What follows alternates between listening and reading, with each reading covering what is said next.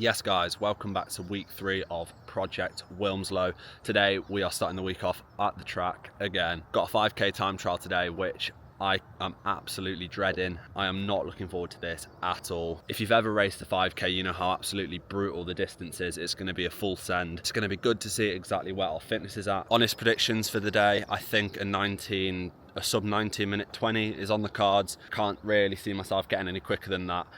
But as I say, we're just gonna have to see. Since my last time trial, we have ran about 300 kilometers and we've done weekly interval sessions, building up that pace, building up our familiarity as well with that pace. So who knows what's gonna happen today, but all we can do is go out and absolutely send it. 5k time trial done. Did it in 19 minutes, 18 seconds. Not gonna lie, a little bit disappointed at that kind of result.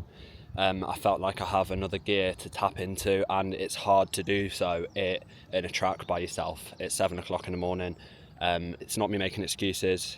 Potentially I need to try a park run or like a 5k race. Another kind of important thing to note is that 5k effort was at an average heart rate of 189.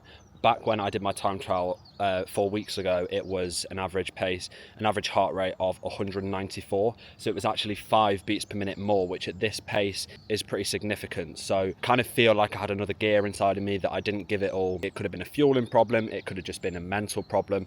I don't know, but I think after Wilmslow, see how Wilmslow goes, and then we might have another kind of time trial on the cards. But overall, I'm satisfied-ish, but not really. Okay, so it's a couple hours later now and just had some time to reflect and kind of analyze and process the data. So I kind of want to give you my shifted perspective. I've looked at the data now and I'll put the two heart rate charts up on the screen of my old versus my new heart rate data. Looking at it now, it is completely different. Like the old one, the heart rate drift on it is ridiculous. On the new one, it's more stable, which obviously is a super good sign that the aerobic volume has worked. Feeling quite confident that I'm able to run a sub 40 now, but yeah, we're just gonna have to see. We've got a big week this week, got an interval session in 2 days time on the track, just to kind of give me a final bit of confidence and familiarity, and then after that it's kind of easy runs until next week and race week. Back here at the track again this morning, got a 3x2 kilometer repeats interval session. It's our last full quality session before Wilmslow in 9 days, so once we've got this done, no more kind of quality work. It's only easy runs, so the work is essentially done. The aim of this session is to just build more familiarity and just kind of prepare and prime ourselves for Wilmslow. So yeah, want this to kind of go well. I'm expecting it to be not too bad, not too difficult, because you know we've been doing these kind of sessions for the last few weeks now, so gonna go and get this done now. Session wrapped up. Did not go to plan at all. I was struggling to hit the pace that I needed to be hitting. Now, whether that's from fatigue, under fueling, or sleep, or whatever, you know, I don't actually know. Body might just be tired from, you know, this quite big block of training, but it could be anything. Now, does that mean that I've lost fitness because I've had a bad session? No, absolutely not. I mean, you know, the most important thing is to not read into it too much and to just move on. Don't get in your own head about it or anything. Shit happens, and it still provides a stimulus. Like it's not the end of the world at all.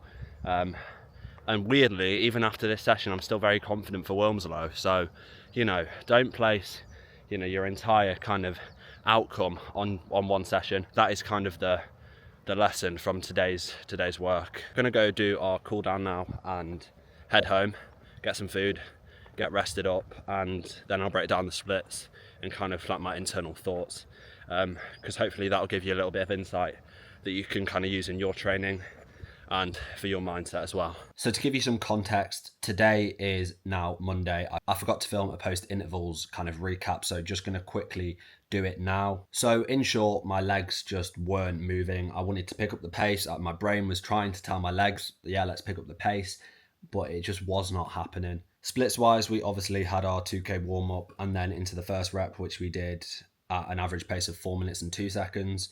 Then between each rep, we had 3-minute recoveries to make sure that we are hitting each rep at the best quality and highest quality possible.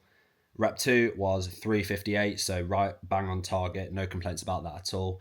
Rep 3 was 4 minutes and 3 seconds.